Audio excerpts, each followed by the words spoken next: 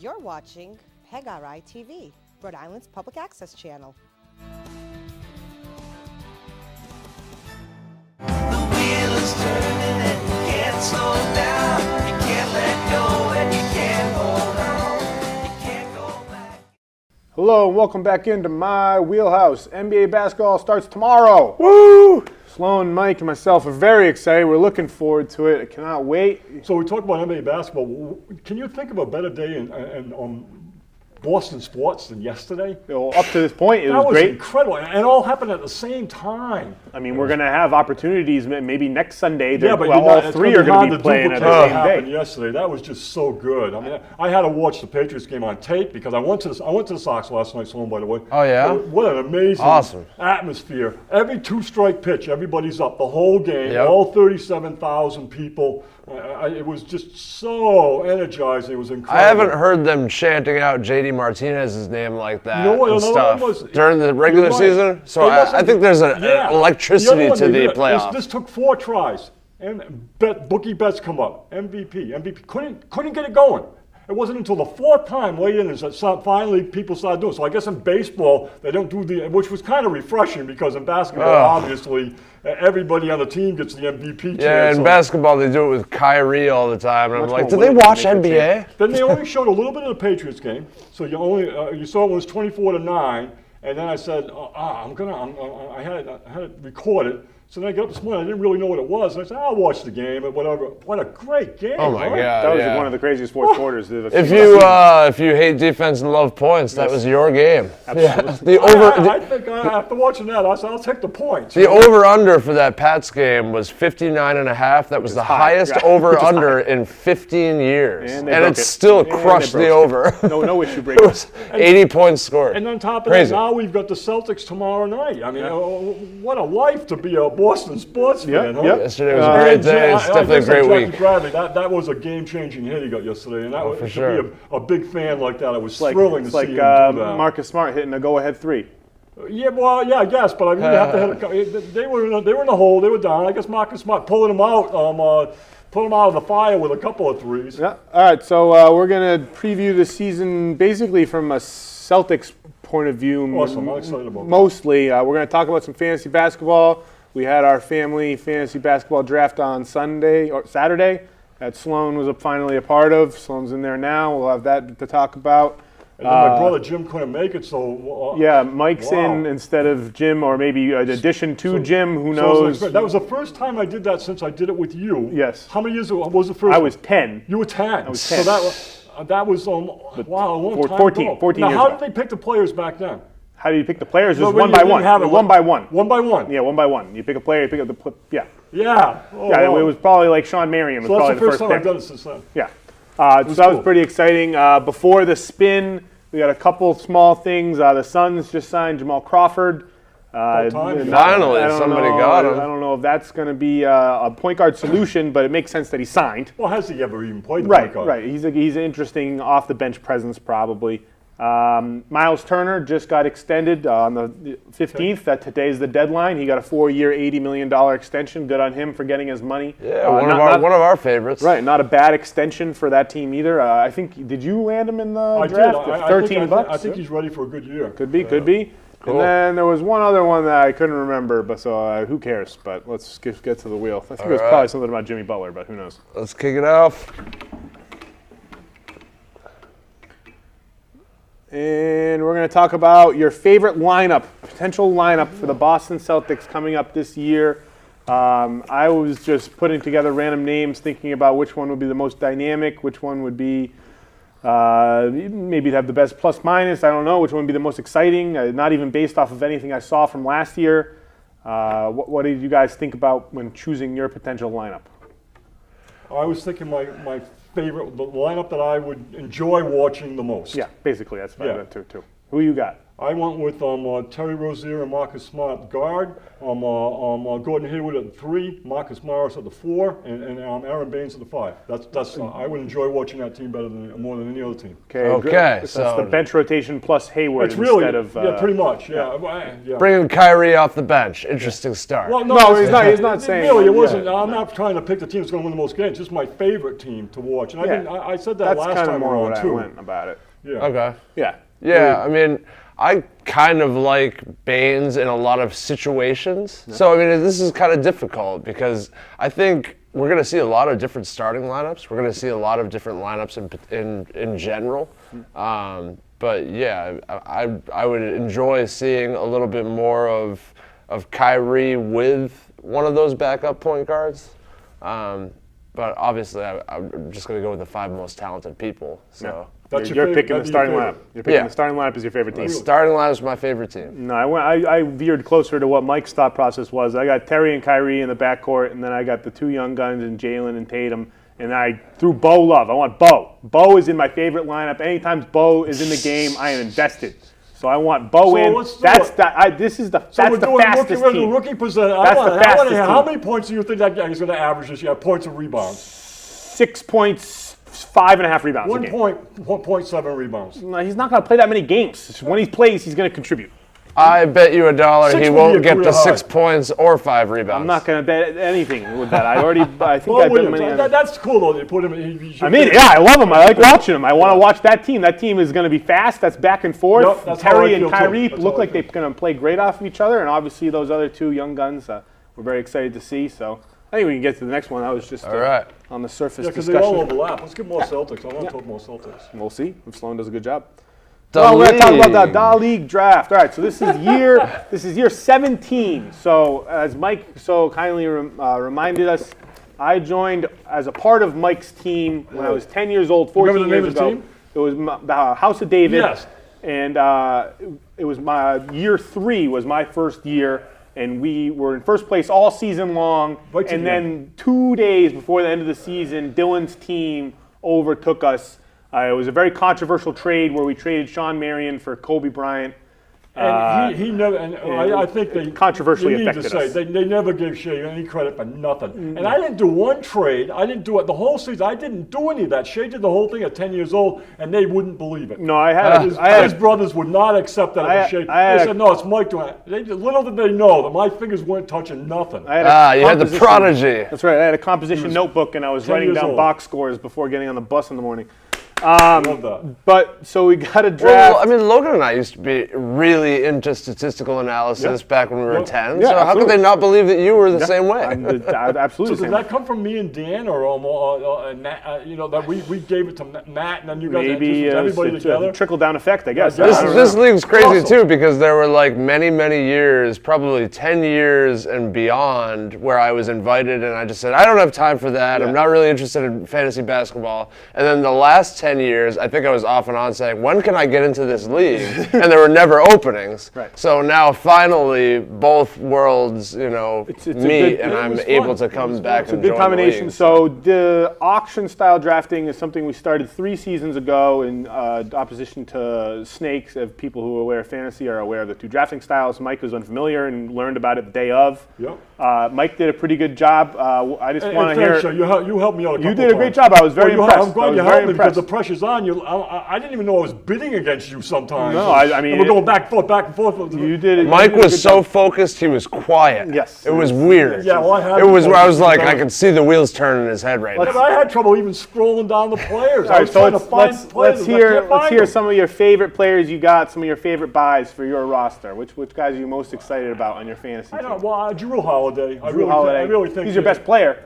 I think so. Statistically, he was the best player. Certainly DeAndre Ayton. I think, and that's who we were bidding against, me and you. Yes. And to be, I think he's going to have a nice year. DeAndre Ayton was projected by Yahoo for $14, $15. $10 I to think. $14. $10 to $14, Yeah, which was and ridiculous. and it's like they didn't even watch his you got him preseason. for $30. $30, way too much. The fact that I had to go to 29 and I didn't get him is the most ridiculous thing ever. Whatever, But you I got him. gotta That was say, wild. $15 is a ridiculous price for a guy that's going to Rookies have an never go impact for any like money, that. $30 is a top 40, top like 25 guy in fantasy basketball. That's what that reflects. So $30 is And then obviously an Then overpay. what I did with that is that I wanted to do it also with the point guards, but what I did with it, then I took Kristaps, and I'm thinking that if Ayton doesn't pan out in some way, hopefully Kristaps will be back in time to kick in and take that position over. It's risky. I'm very risky. I don't know. You know what I was going to do for point guard? Point guard, I was going to take Lonzo Ball and Rajon Rondo and say this. drop one of them? Well, you play them both at the same. I mean, the stats are probably going to split time anyways. True. Not enough roster spots. What do you like Yeah, about that's your true. roster?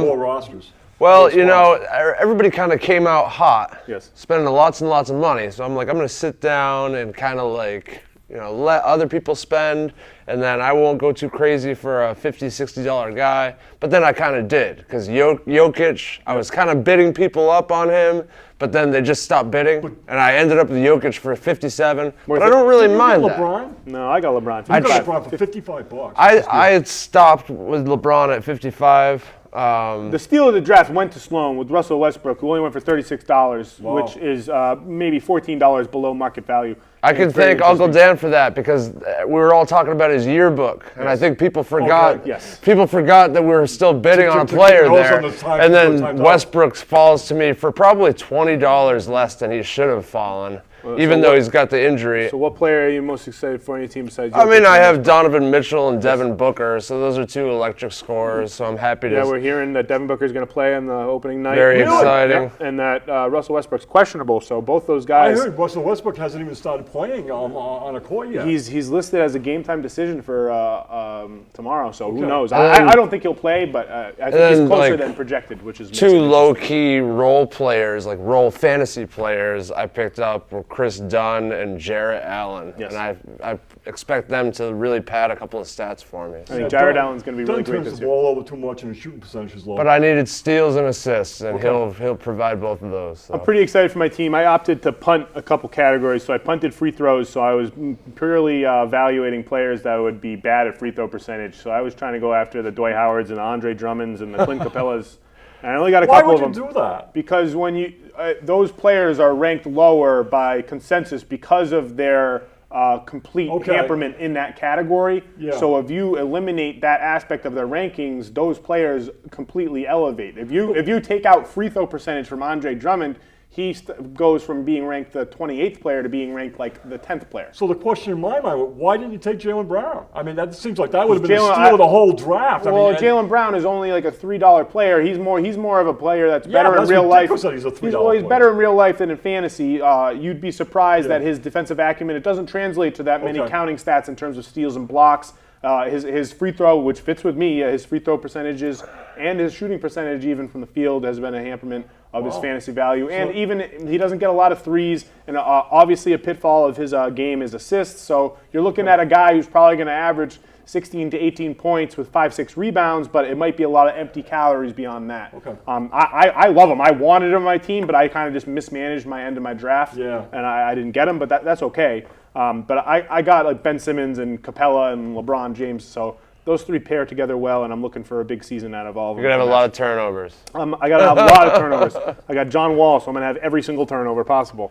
I think with free throw percentages, sometimes it can also translate to other things, though. Like three-point shooters are often you know, really good if they're really good free throw shooters. No, my team is- I think Mike and I that's have for my two of the Wilson. top free throw shooting teams. Yeah. Yeah, no, and that's We'll see usually, what that means. If you try, everyone tries to win as many categories as they can, and then you're kind of you're battling amongst yourselves whether which team is good at free throws, which team is there, and then maybe your team is dipping in rebounds and dipping in blocks or dipping in somewhere else. And I'm in It's tune tough to with- find a balance. with what Sloan just said, because I wasn't thinking free throw, but I was thinking shooting. Yeah.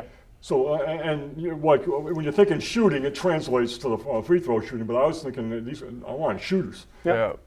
It's interesting. Shooters are going to score, shooters are going to have a high Well, yeah, percentage, I mean, and they're in gonna shoot comparison to free throws. fantasy, to regular basketball, that's why you see higher efficiency players matter more. I mean, Karl Anthony Towns is a top 3 fantasy player, where in the NBA he's a top 20. One thing I found that it's was interesting doing it for the first time since Right. we did it all those years ago is that the actual categories and parameters of play are exactly the same, except for very, very minor tweaks, so that you didn't change any categories, you didn't add anything. Do other leagues do it drastically different? Is that typically how Some everybody leagues does it? do like 3-point percentage. Some leagues do offensive rebounds. Okay. Some leagues But don't do this league's never technicals. found a need to do anything other than adjust like- technical fouls. I like the Is really 10 what that we have. I mean, most leagues don't do technical fouls, but it's an interesting curveball to throw Yeah. into there that who knows how it'll result in the wins and losses. Everybody's but got their own Right. little variations. Like I think we like what we got hammered for down. years, I've been trying for football. I've been trying to implement negative points for dropped passes because we out. do +1 for catches. Out. Do 1 for drops. Out.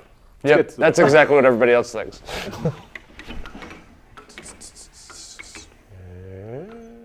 And who is, and doesn't need to be on your team to continue this discussion a little bit, who is your favorite fantasy player for this fantasy season? My favorite fantasy player is a player I got for $5 in contrast to your $30, a rookie who's probably going to be just as good as DeAndre, and Luka Doncic.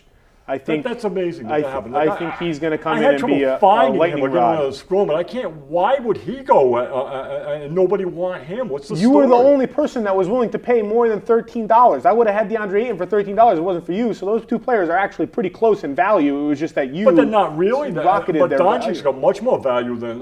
He's not a $5 player. No, is he? I mean, just in terms of all. what the draft layout is, maybe. I think he's going to outplay that, and that's why he's my favorite player. I think, and we'll talk to it more when we get to the other rookie stats, but I think he's a pretty good shoo-in for at least 15, 5 and 5. I think that already is, you're looking at like a mini Tyreek Evans rookie season or something like that. And it's going to come on good efficiency. I think he can get close to 2 3-pointers a game. I think he's going to average over a steal a game. I do think he'll probably be heavy on the turnovers. He's not going to be putrid, but he's probably going to be over 2.5 a game. But overall, he's going to contribute in almost every category other than blocks, so that makes him a great and very appealing fantasy I think player. so too. He shot 46% from the three during the preseason. Yeah, no, A he's lot a of great turnovers though. Yes, that's fine. Okay. I do think that'll reflect how it's going. My favorite, if I do this again, it's like you get in tune with, for $1. I got Cedi Osman for $1. Chetty, you like Chetty? I like Chetty a lot. I think he's going to get some a good opportunity here at the 3 or like a 3, 4, 2, whatever it is. I think he's going to do. I think he's going to fill a stat sheet for that team. I kind of see what you're saying, and very comically to link the players. Fuck. What I just said, I think that Chetty's stat line could be a kind of lower scale Luka Doncic. To be honest, I think he's not going to average any. He's going to average less He's going than. to play more minutes than Luka Doncic. No, I think he's going to start. I think he will too. I think that he's going to get less threes. He'll He's average running hood. he'll average under a 3 a game. Chetty will, but I think Okay. he has the opportunity to average 13, 4 and 4 with a steal a game. Okay. He looks to be Yeah, a good that- defender. That and would be an awesome year for him. Yeah, and I think that's in the cards for him. I think he's going to have the opportunity. There's not that many people in front of the rotation. We cite Rodney Hood, but beyond that, I mean, J.R. Smith isn't going to take many minutes out of his hands, especially since Chetty can slide up to the 4, and that team is kind of weak at the 4, beyond like a Larry Nance and a Kevin Love. So I think he's going to have a lot of opportunity to wiggle in here and there. Ty Lue has already spoke on how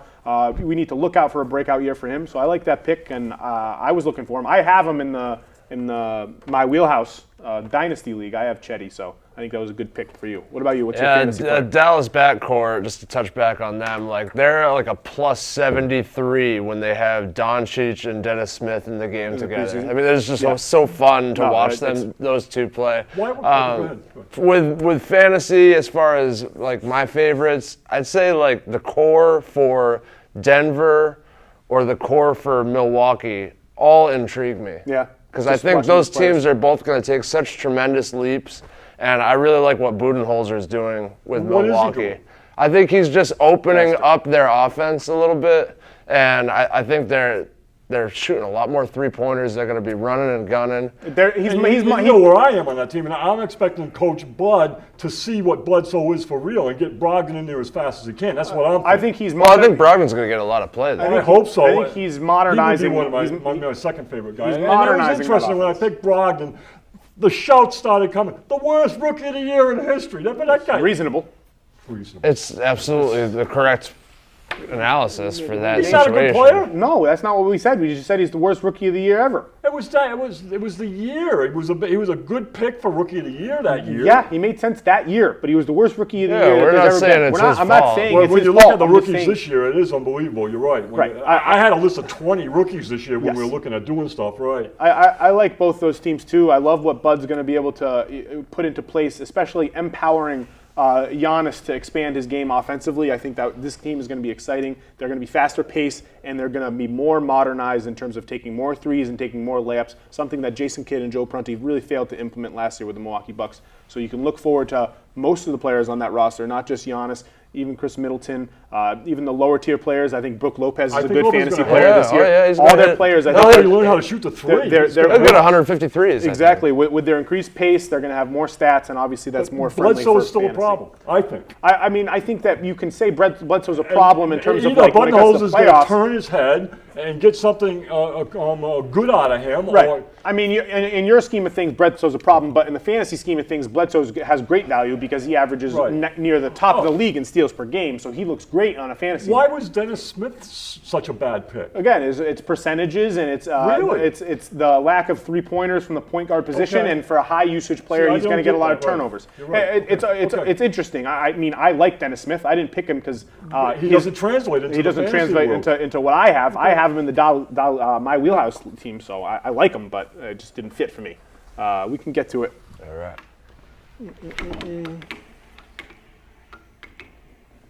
It's good today. Big three. All right, let's see what you got for some trivia. All right. Do I'm this. always nervous on this one. We'll do this quickly since we've got a lot to still go to. Yeah, we haven't even done get to the Celtics big time yet. All right, big three. Name the big three highest grossing films about basketball all time. You want to go first? Okay, the Ray Allen one. I don't know if that counts. He What's the name of the He movie? got game. Yeah, he's a good game. Okay. Helping a lot. No. Coach Carter. Coach Carter is on there. What number is it? Coach Carter is number 3, $67.3 million. That's Okay, crazy. Space Jam. Space Jam is number 1 all time. Thanks for giving me that one. you're Shane. welcome. You must have known it. So 90.5 million. And apparently they're still working on a reboot, which will be with LeBron James. And Hoosiers. it'll make 100 million. Hoosiers. No, Really? Okay. not on there. So we're looking for number 2, Really? released by Fox. Fox. Who's acting in it? Okay, I got it. I know it. You do. I don't. Go ahead. White man can't jump. White Men Can't Oh, Jump, yeah. $76.2 million. One of one. my favorites. Yeah, all great movies. All right, so He Got Game, great. So great Shea was the first one. So Mike. Wait, can we pause? Was Walter McCarty in He Got Game? I don't think so. Because there's a still shot where they have the 5 players on Lincoln High, and they're the starting 5, and they're all palming the ball. They got the point guard, and they got the 2 guard, and they got Ray in the middle, and then they got the 4. And the 5, the biggest guy in the picture, looks identical to Walter. And it's like uncanny. And I'm looking at this picture, check that out. and I'm I saying, would I've watched this movie several times. I Yeah. don't think he's in this movie. And I'm talking with Connor, my buddy Connor, and he's like, I think that's Walter's. What other pros were in it? Was anybody else on the Ray I think it was just Ray. It was Yeah, that's what I thought. Ray and Denzel. Yeah. I remember my mom brought me to that movie, and it was like there were certain scenes where it was like very uncomfortable to watch for my mom, and I'm like, oh my god, sorry, mom. That was cool. So big 3 highest all-time lefty scorers. Billy Cunningham. What is going on? Billy Cunningham not on the top list. Chris Mullin. Chris Mullin's way down there. Really? Yeah, he's at 17,911. So I'm looking for Bad guess. 1, 2, 3. There's 4 people ahead of him. Chris Bosh. No, he's you're way he's right below Chris Mullin. Okay. I don't know what year. One of them was USA Basketball, early 90s. That's why I went it's to your David turn. Robinson. David Robinson is tops. Wow. Willis Reed. He's number 38 all time, David Robinson. He had 21,000 That's points. cool. Willis Reed. No. They play long enough. One is current. Current left-handed player. Yeah. So current left-hand player is one of the top ones. Plays for a terrible team. I can't think of any terrible teams that have a left-handed player that's an all-time scorer. Zach Randolph. Zach Yes, that's a Randolph. good one. There you Zebo. go. Yep, there he is. 18,578. So there's There's one that's alliteratively named, so he's got his first and last name start with the same letter. Oh, Jim Jackson. I was going to give a different. More clues. GG. GG. This one's pretty obscure. But he's number what? Granderson. Number 3. Number 3. Gail Goodrich, 19,181. What a great score I'll he be was. honest. If you asked me if Gail Goodrich was left-handed, even though I've seen him play Oh, come before, on, I I love don't him. know. I don't know if I could have told you. Man, UCLA too. He was in the UCLA Yeah, he's- dynasty years. What a great He had- scorer. I've And seen him then Bob Lanier was Bob Lanier. Don't say Lanier. Lanier. Number What one, size was shoes? Lanier. number one Anybody overall know pick. Shaq? 22. Yeah, so overall you pick. should be able to say his name right if you know the size of his sneakers. Okay, Very much the St. Giannis. Bonaventure. We're going to have pronunciation issues forever. He was cool. Bob Lanier was really cool. All right, and then on to my last one. Big 3 league leaders in technical fouls in 2017, 2018. So last year. Last year. Go ahead. Kevin Durant. Kevin Durant was number 3. He was tied for number 3. He had 14 techs. That's a lot. DeMarcus Cousins. He didn't play enough games. No, unfortunately, because of his injury, that knocked him down. He would have been top 5 for sure. Draymond Green. Draymond Green is number 2, so Mike takes it down. Draymond Green had 15 technical fouls. Russell Westbrook. Russell Westbrook was tied with Kevin Durant with 14 techs. Number 1 was Dwight Howard. Of course. Wow. Big surprise. He's perennially among the leaders there. All right, so good run. Yeah, good job, Mike. That was a good one. I like that one. Mike took it down. 2 good ones in a row. I'll bring the medal back for trivia That's next right. week. All right, rookie stat projections for next year. I already said what I think Luka's going to grab. I'm just going to run over what I think some notable guys will get. I got Ayton notching 17 and a half and 11 rebounds a game. I got Bagley getting 14 and 8.5. I got Trae Young shooting 39%, but getting 17 points a game with over 6.5 assists, over 3 threes a game too. I don't think Bagley gets, not Bagley, I don't think Bamba gets enough minutes to contribute strong statistically, so I think he gets under 10 points a game, under 5 rebounds a game, but I do have him getting over a block and a quarter a game.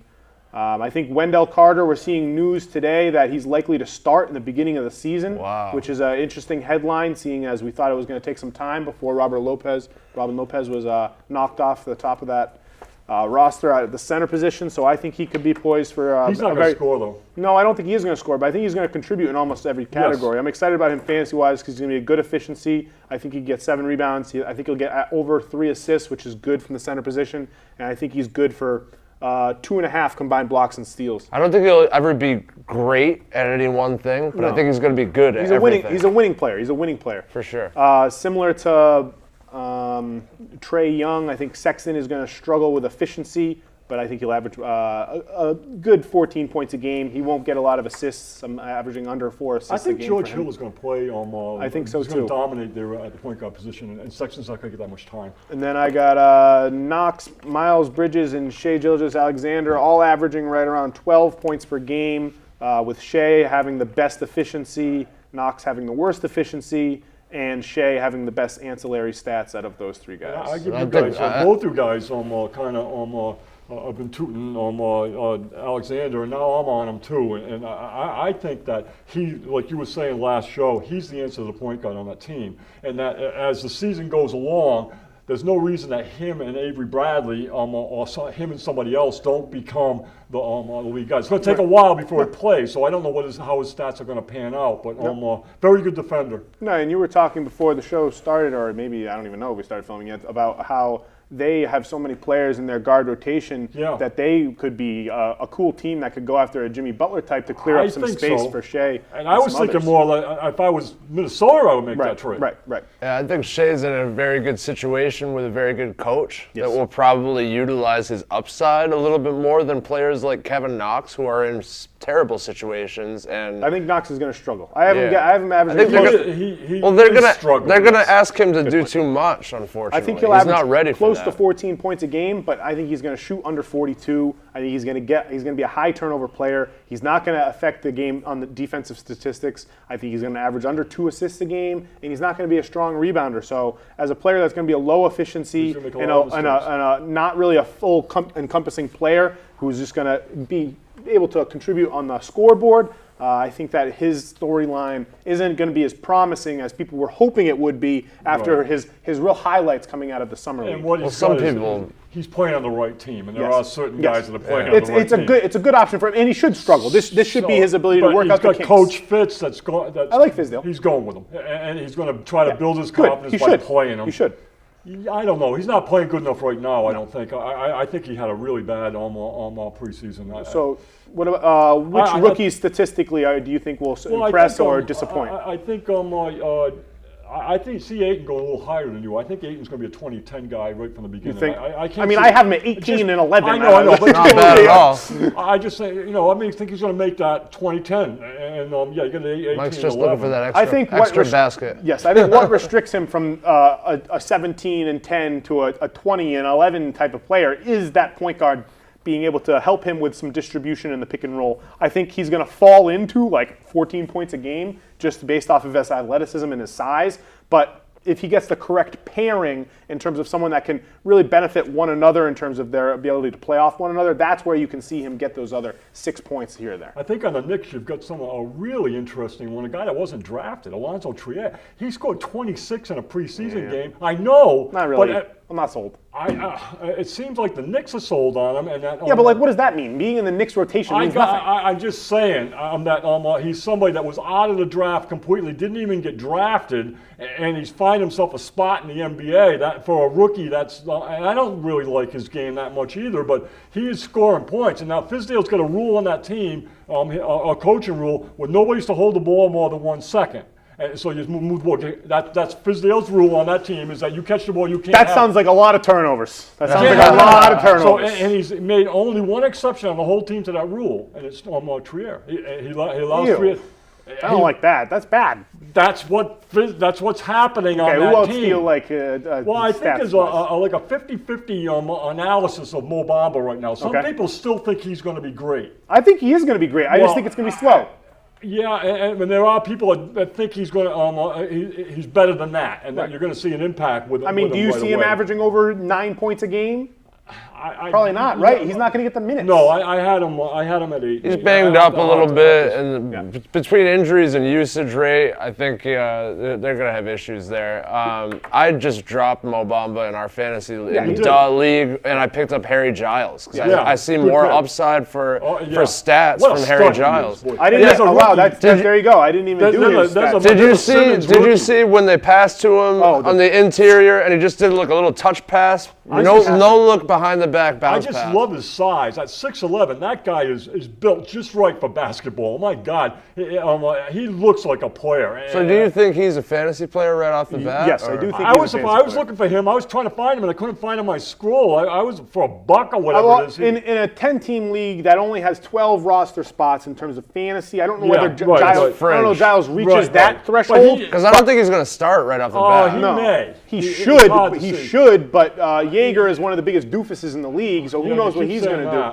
that. I love Giles, and I think that he's going to be an awesome fantasy player and an awesome NBA player because Looks like I looks think, like he's completely healthy. I think he contributes in every manner of the game. What a I think transition player. He's He's in transition in the half court, 6'11" in the pick transition and roll as a player in the dunker Power. spot. He can play every single area of the floor very, very well, and because of his intensity and his motor and his IQ for the game, it's gonna really show in the stat sheet in the box score with blocks, steals, even assists. And I think that he's gonna be a really strong player. I don't think he's gonna score much. He'll probably only average 10 points a game this year, but I think he's gonna rebound well. I think he's probably gonna average over 3 assists a game, and I think he's a good candidate to average close to 4 combined steals and blocks a game. Another Yeah, I one think we talked about a he's little wise bit. beyond his years. Another one we talked about a little bit that I'm high on. I don't know how many minutes he's going to get, but I think Grayson Allen's ready to play. Okay. And I think you may see How some. many points for Grayson Allen? How many I points think per he game? can score 10 points a game off the bench because he's going to be firing. You know,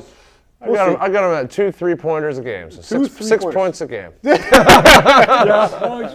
I somewhere in between. Somewhere in between. How about Jared Elliot Jackson? Kobo? Elliot Kobo, He's not gonna play. he's not going to get enough No? minutes to really matter. He played out of default, but it doesn't Yeah. look like it looks like they're looking past him to try and find. Yeah. And they don't have anything at the point yet. They're trying to know. find somebody else other than Okobo to play They're the searching. point. They're searching. Let's talk about Jaren Yeah, Jackson. there's I people are shifted past so it. high on him. There's people actually calling him as Rookie of the Year. I'm out. I understand, but look what you and Logan were in the beginning on this guy compared to where he is now. My fandom and my perspective on Jaren Jackson has been a complete roller coaster.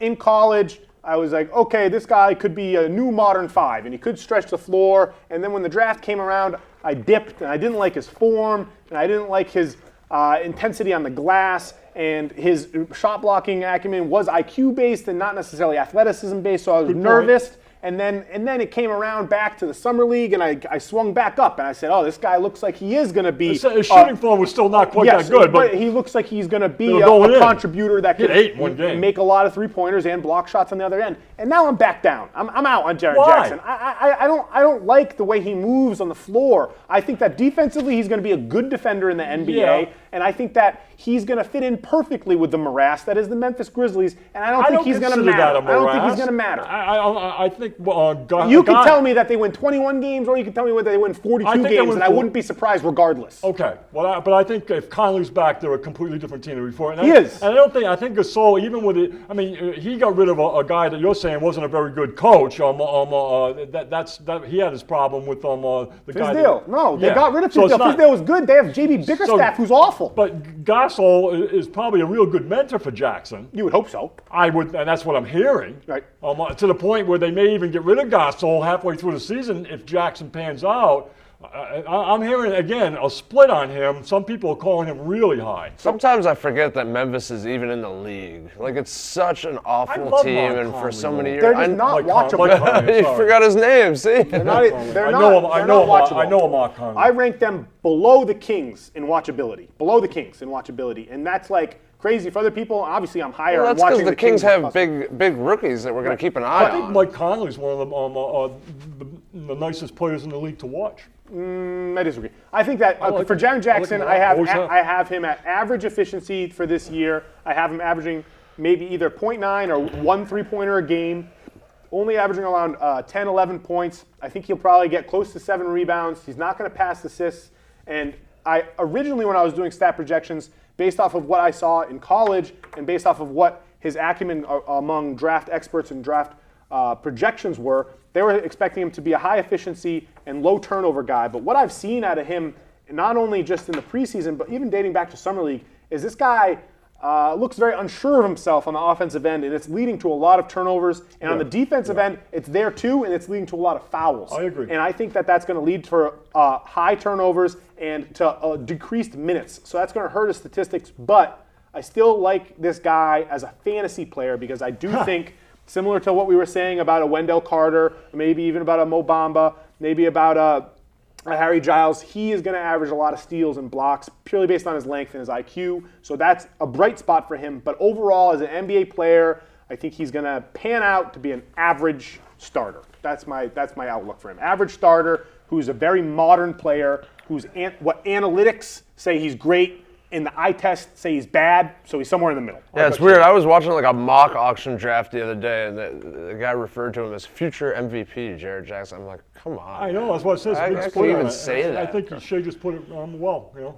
The eye test on him is going to be, Yes, but the stats are going to show he which contributes. has happened to good players. Yes.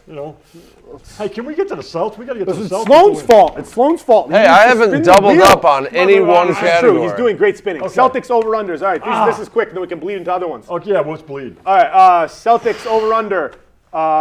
Tatum, 20-point games, 30 of them. Does he have over 30 20-point games or under 30 20-point games? Under. I'm going to say under as well. And that's in no way a knock on him. I think it's just there's so many mouths to feed. I'm also saying under. Kyrie Irving, games missed, 14. So that would have him at 68. I will say over.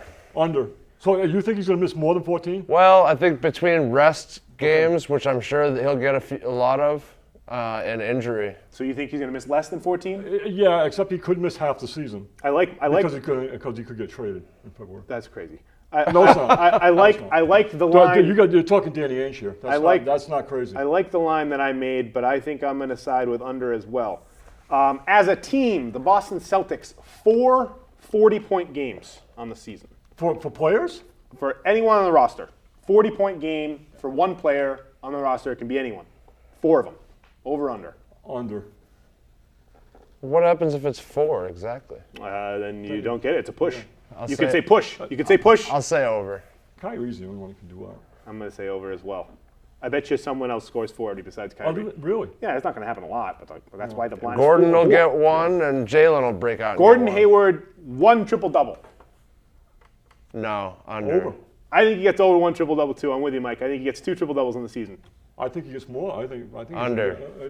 You don't think he gets 1? No. I think that's where Gordon early. You're going to see his contributions come on the playmaking side of the ball, on movement, and on making sure that the offense is flowing. I think that's where he's going to contribute early. And then once you get to December and to January, that's when you see him going to be able to build up enough confidence in his skills to get back to being a 20-point scorer. So I think early he's going to take his spots offensively, and he's not going to shoot that many shots. And I think he's going to get more aggressive as the season moves on. They've got a big And dilemma. he's on going to Hayward. be able to. Yeah. I think he's going Let's to get through this because I think he's a the couple more. I scariest see one of the part. biggest yeah. dilemmas on Yeah, that we team will. is We will. Gordon Hayward. We got 4 more. 3 windmill dunks by Bo. 3 windmills on the season. I'm going over. I'm going over. I mean, Tons of windmills.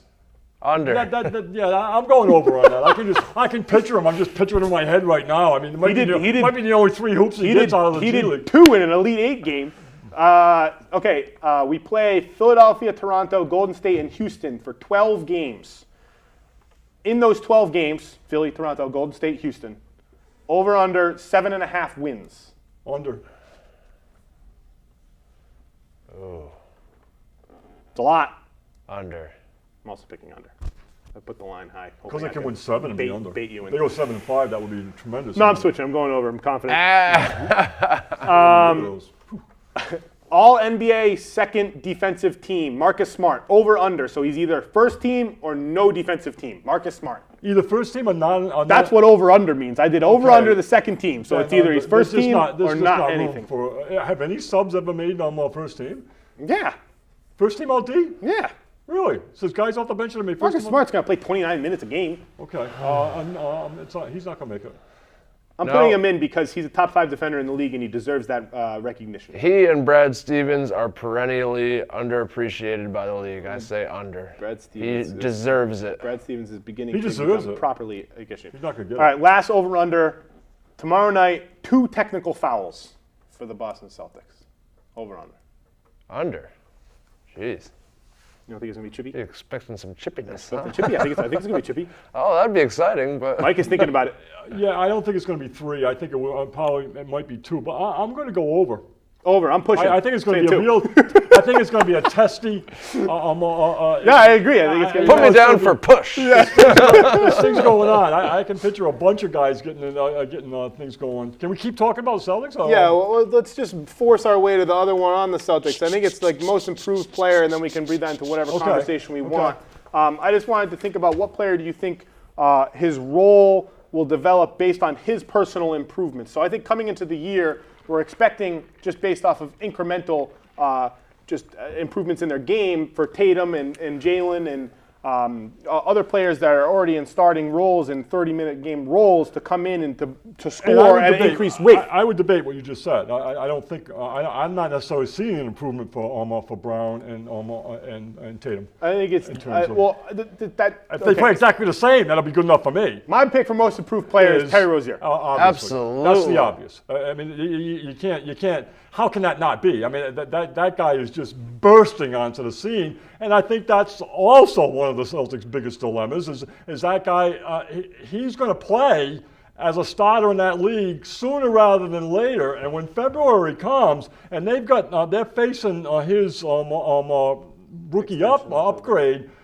I don't know whether they're going to keep him. Well, he could be worth a lot in the trade market because I think yeah, the league is yeah. starting to realize this kid is for real. Like that game think where so. his dad had just gotten out of prison and he was just balling out. And like there were times where the other teammates were kind of like lagging a little bit, and he just kept that foot on the gas, and he's just got it's a so nice much problem to have this year. explosive That's ability going to out be a tough there. one to sort out. His pace is remarkable. Well, let's have somebody other than Rozier. Well, I just wanted to tie it together. Recently there was only for a short period of time, but there was contract extension talks happening with Terry, and they weren't tumultuous, being that they were shut down, but they were shut down because Terry and the Boston Celtics were aware that it was in both teams' better interest to just keep going and move forward. Well, and Terry, it came out that Terry is looking for starting level money. So you're near my $20 you're my million. guru on this. Near The $20 cap million. kicks up about $8 million a year, Yes. right? Yes, they're projecting So it why to kick up wouldn't they about wait? 7. That's why Kyrie's waiting. That's why everybody's waiting. I think that's a very interesting undercovered aspect of the potential extensions for a lot of these players Yeah. moving forward, is that Terry Rozier, we might be able to bring him back close to what he wants to get paid if their projection is a little bit under. We've seen when big jumps happen, most obviously notably with the TV deal 2 years ago with how the Warriors got Kevin Durant. They projected under by 3 or 4 million, even though they were projecting a big uptick. And I'm not sure whether that's what's going to happen with this increase, but we're expected it's somewhere between like 7 and 9 million increase this year, and then the following year another 3 million. So if they're even a couple million off, and if it goes up by 9 and 10, and then all the way till 12 instead of 9 total, 13 total, that 4 million difference could be the difference in us bringing back Terry Rozier on money that he is more deserved for. And if we are signing him to an extension, I think that doesn't necessarily mean anything. I think if anything, it could mean that he's more likely to be a traded piece because of how valuable he will be. I think the 3 most confident people on this team all play point guard. And I think there's no way there's no way beyond this season that all 3 of those point guards are still on the team, I don't think. It's unfortunate, but I just don't see it as a possibility. Yeah. I think Terry will either be traded or he's going to go somewhere else after this season Ainge's altogether. approach to He this. thinks he's the best player, like, on the You team. know, we're all thinking ahead like that, and Ainge's thought, I love his thoughts on it. What he says is, Plan A was last year. It didn't happen. We were forced into Plan B. Plan B worked. Right. Now we got Plan A again with Plan B having worked.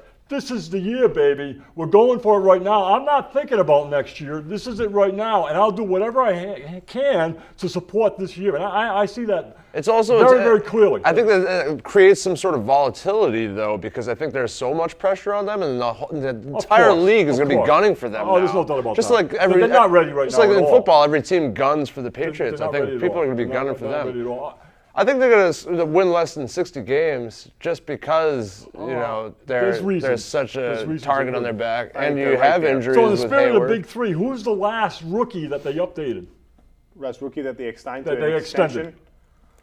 2009 was Jean Wando. I was going to So say nobody someone since later. then. So that Ainge's track record certainly is that he doesn't do that. I mean, he didn't even do it to Smart. Right. But what we started to talk about there about what's going on with the Celtics, and to be real with this team right now, they're not ready even to play Philadelphia tomorrow night. And I think some things didn't work out well for them. I was right that preseason the teams choose They their chose schedule. that. Yeah, I found that so out. that Good decision. I think it's a good decision. So I don't think playing I don't think that works for Hayward.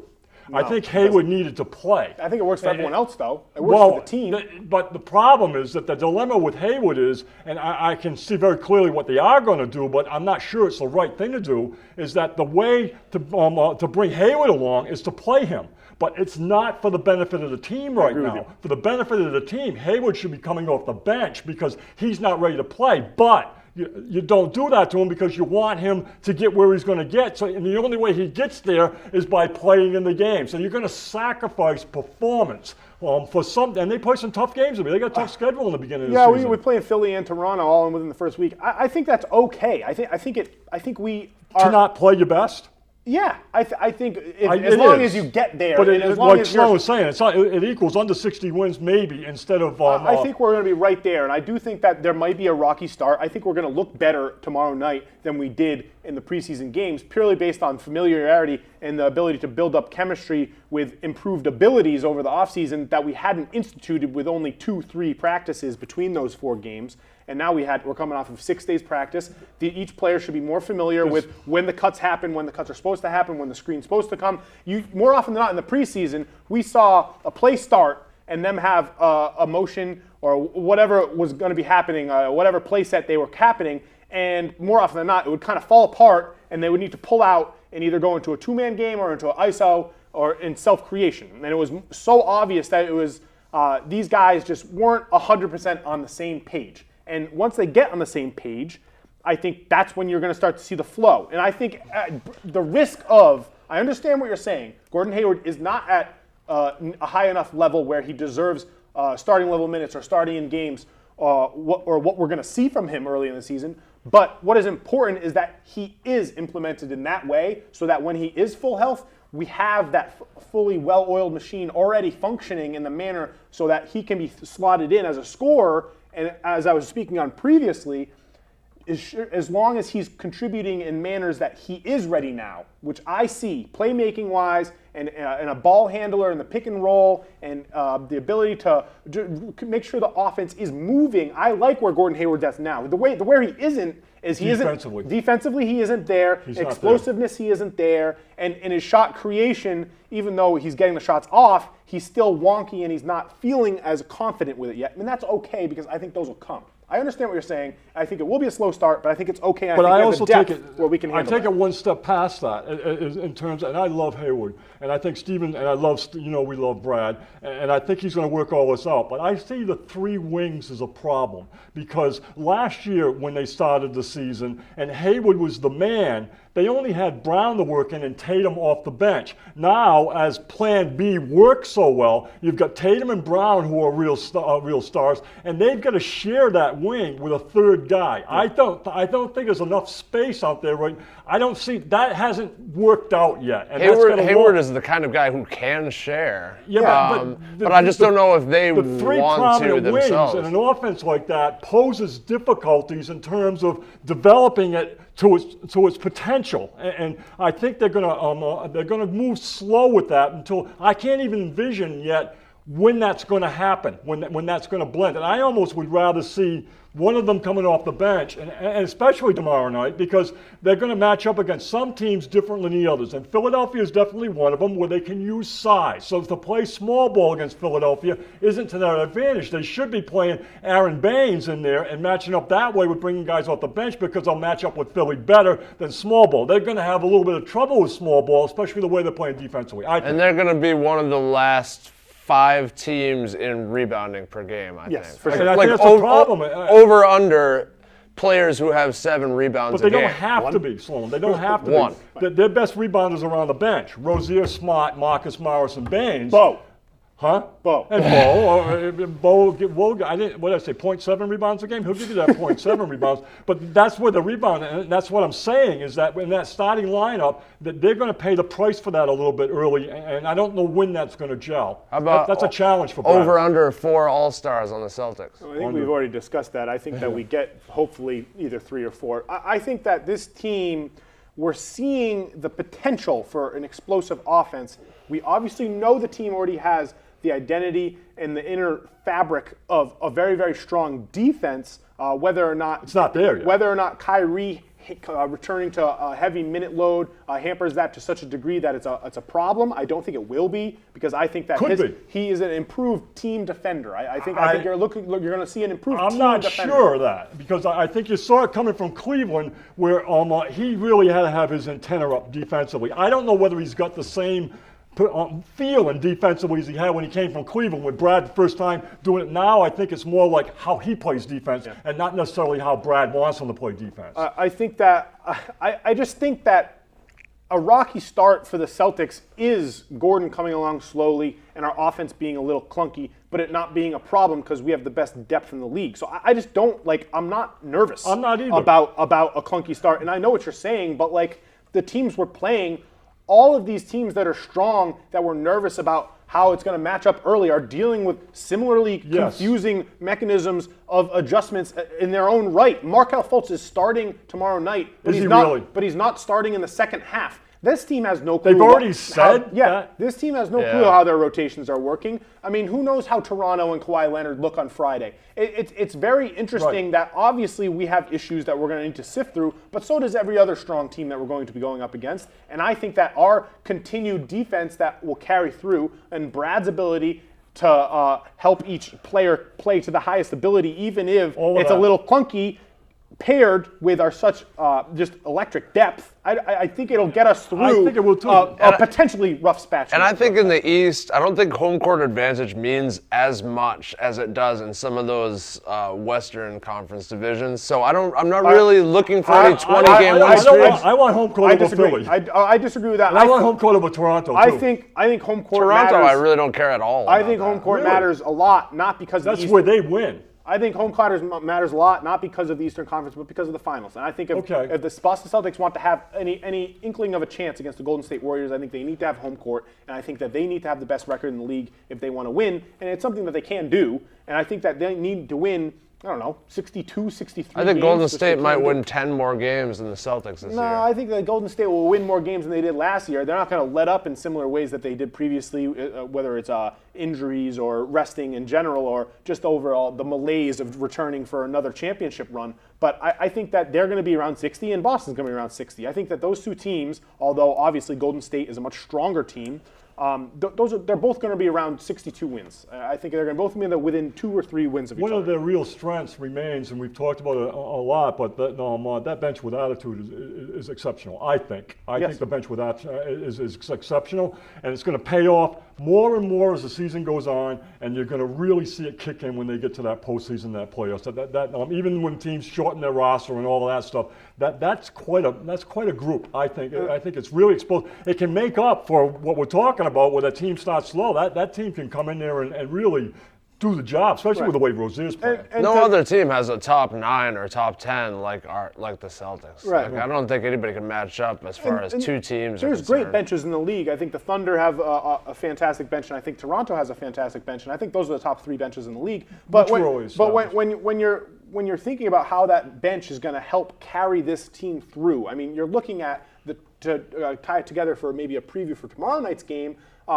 The Philadelphia 76ers had one of the biggest net ratings in terms of their starting fives production and their bench units production in the entire league. And even if that team is projecting to be a 3 seed, a 4 seed in the Eastern Conference based off of their top level talent, I think once you get to their second rotation and you got Jared Bayless running pick and rolls against Amir Johnson and they're going up against Aaron Baines and Marcus Smart, they're going to get swallowed alive. And I just think that's the aspect of our team that will be able to carry us through these rough patches if they happen. Who even knows? We could come out tomorrow night and Gordon Hayward could only shoot the ball 7 times but could be a plus 20 in the game, and we could be coming back and saying he is contributing only in the ways he can, and it's working perfectly for our winning basketball team. Or it's been 10 days and they've been practicing. We could see Gordon Hayward have taken a big step forward, a big jump forward tomorrow. I'm hoping because I don't think that's it. I think it's more likely that he's an efficient, smart player. I want to see him improve defensively, and that's where he looks worst. Yeah. So I think the 2 players, the top 2 in votes for 6th man of the year are going to be playing tomorrow. I think J.J. Redick and Marcus Smart.